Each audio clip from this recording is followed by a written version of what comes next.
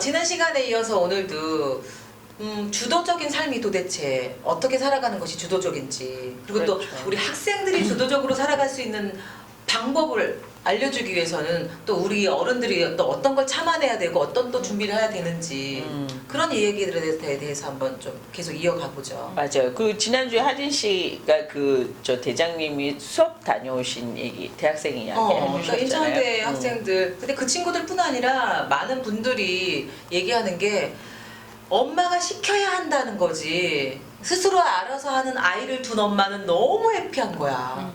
그렇죠. 왜냐하면 한 번도 그렇게 기다려보지도 않았고 다 할 때까지 그 사실 아이들마다 그 다 할 수 있는 시간이 다른데 그러니까. 엄마 기준과 아이가 생각하는 기준의 시간이 다른 거죠. 그 차이. 그래서 우리 첫 시간에 우리 군기 대장님 얘기했던 대로 따님을 키우면서 엄마가 굳이 많은 손을 대지 않았는데도 불구하고 그렇게 스스로 알아서 했다고 했잖아요. 감사하죠. 그런 엄마를 우린 되게 부러워해. 같은 엄마 입장에서 어떻게 그렇게 주도적으로 자기 스스로 할 수 있을까? 그래서 나온 그 학습법이 자기주도 학습이잖아. 그렇죠, 맞아요. 그래서 어. 어느새 또 그 부분이 저의 또 한 부분이 되기도 했는데 네. 저는 이게 좀 굉장히 자연스러웠다라고 생각을 해요. 그리고 이게 성격 탓도 있는 것 같아요. 그러니까 제가 아이들을 많이 만나보고 우리도 어른이 돼서 이렇게 다른 엄마들하고 같이 만나보면은 그 엄마의 모습에서 아이의 모습을 볼 수 있을 때가 참 많잖아요. 엄마의 모습에서 비추어서 아이를 볼 수 있다. 그러니까는 이 가정 안에 아빠도 있고 엄마도 있고 그리고 이제 아이들도 있다면 사실 제일 많이 부딪히는 부분이 엄마와 아이들이다 보니 아이의 모습에서 엄마를 볼 수도 있고 또 엄마의 모습에서 반대로 아이의 모습을 볼 수 있는데 그렇게 얘기를 하면 여기 엄마는 물론 네 물론 근데 저도 이런 게 많은 학습을 통해서 된 것 같아요. 그 학습이라는 게 어떤 학교에 가서 교육을 받거나 뭐 그런 거보다는 학습에 의해서 그 학습이라는 거는 우리가 생활에서 모든 습관이라든가 내가 그 아이에게 엄마로서뿐이 아니라 하나의 같은 사람이거나 아니면은 인생의 선배라든가 이렇게 해서 어떤 그 엄마의 모습이 아닌 다양한 아이하고의 그런 관계를 맺는 모습에서 되는 학습된 습관인 것 같아요. 그럼 엄마와 자녀랑 어떤 수직 관계가 아니라 그렇지 않죠. 항상 평행선이라서 만나지 않는 건 아니지만 계속 그 같이 가는 동반자라는 생각. 왜 우리가 항상 그 남편을 인생의 동반자라고만 생각을 하시는데 가족이 됐다라는 그 관계는 어떤 막 그 집합에서 막 꽉꽉 묶여야 되는 그런 합집합 같은 그런 개념? 합집합. 그래서 조금은 좀 넓게 보아드는 게 좋을 것 같아요. 그래서 항상 그 집합 안에 그 부분 집합 안에 딱 모여 있는 게 아니라 여집합으로 해서 밖에서 들어올 수도 있는 그런. 그럼 어떻게 보면은 태어난 시기가 다르고 누구로부터 태어나긴 했지만 그게 어떤 소속 개념이나 그쵸 상하 개념이 아니라 그거는 아니죠. 한 우주에 공존하는 그냥 어디서 있다가 이렇게 온 그래서 아이를 동등하게 한 인격체로서 동반자로서를 생각하고 그렇게 아이를 대한다시는 거죠. 저는 그런 게 되게 좋았던 것 같아요. 그리고 이제 일단은 이런 부분도 있어요. 왜 우리가 아이들 처음에 학교 갔을 때 막 그 급식을 다 못 먹어서 막 그 불안해하시는 엄마들도 그쵸, 계시잖아요. 그쵸.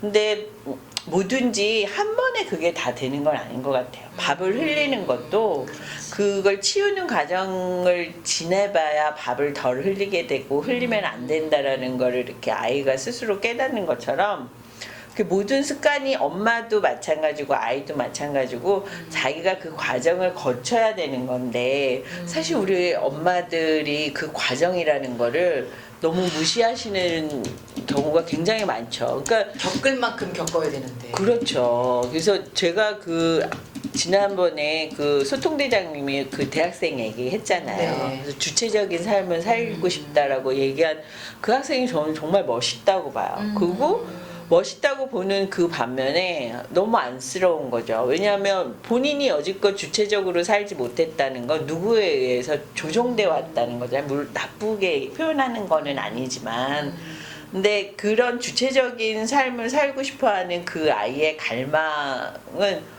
정말 꽃을 활짝 피울 수 있게 어른이 도와야 되는데 어쩌면 또 그 꽃이 활짝 피는 거를 어른들은 또 기다려주지 않고 거기다 촉진제를 넣을 수 있지 않을까라는 생각을 하는 거죠. 표현 너무 화가 닿는다. 그러세요? 우리 바심 대장님은 혹시 아이들 키우면서 스스로 피어나는 꽃을 기다리지 못하고 혹시 촉진제를 넣은 적이 많이 있으세요?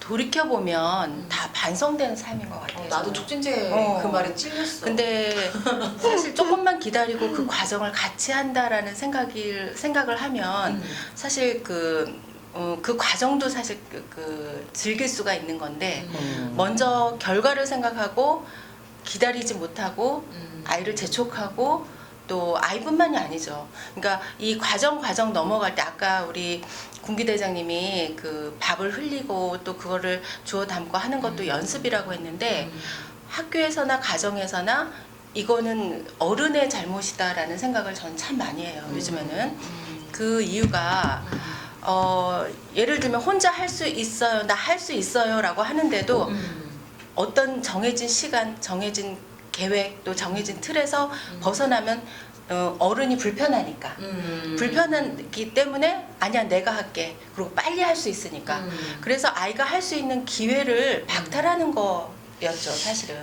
그러면 네. 우리가 이런 얘기를 한번 해볼까요? 그 기다려줄 수 있는 그 문장.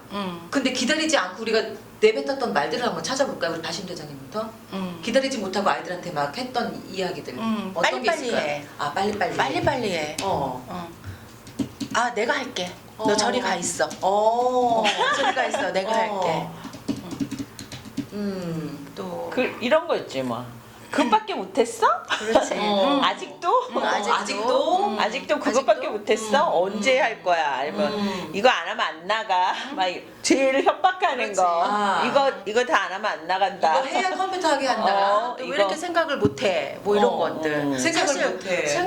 사실 그 말은 굉장히 무서운 말이라는 걸 저는 그러네. 나중에 알았어요. 얘가 생각이 없는 아이로 만들어가는 그 말이 바로 너 왜 이렇게 생각을 못해? 이런 거예요. 오히려 생각을 못하게 하는 말이네. 그러니까 그래 난 생각 못해. 그러니까 해주는 대로 하라는 대로만 이렇게 하면 그냥 엄마가 원하는 또 선생님이 원하는 그런 상황이 되니까 그냥 편하게 그래 시키는 것만 하자 이런 게 나도 모르게 몸에 배어서 그냥 나는 열심히 한 거죠 그냥 그거를. 근데 어느 날 가니까 너 왜 이것밖에 못해?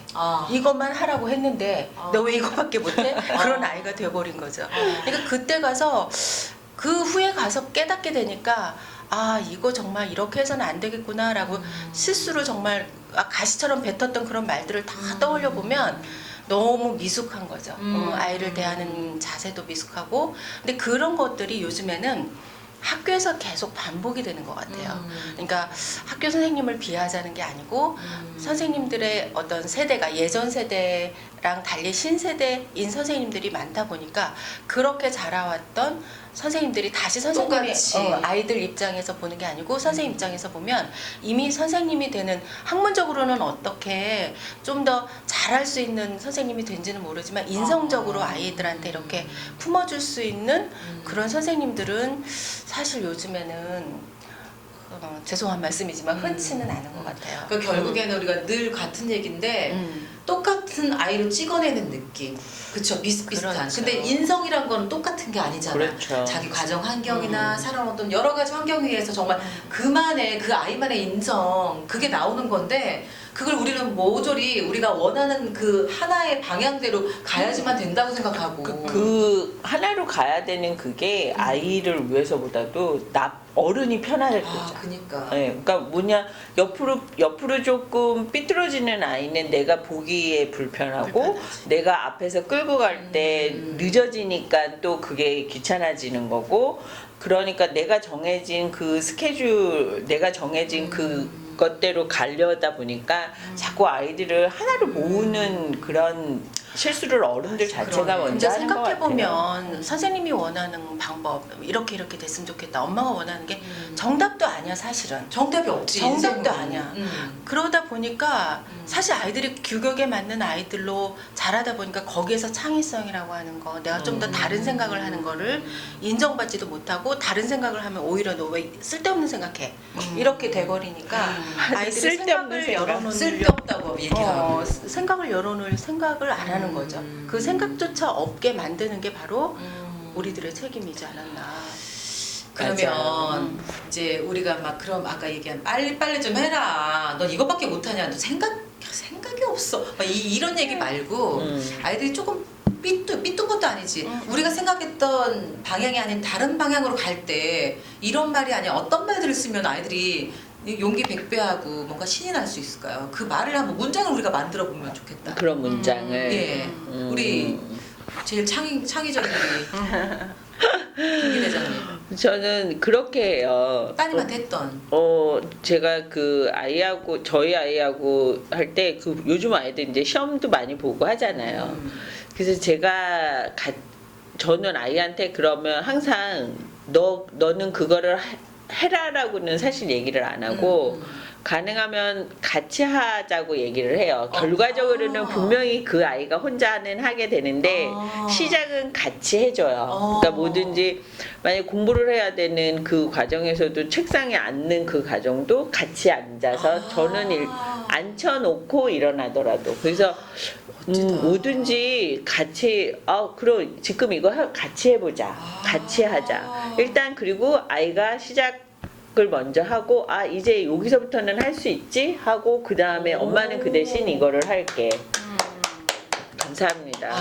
제가 또 이렇게 원래 주도적인 게 아니었어. 제가 이렇게 또 박수를 받게. 아니 그 말을 하는 감사합니다. 순간 뭐가 찔렸냐면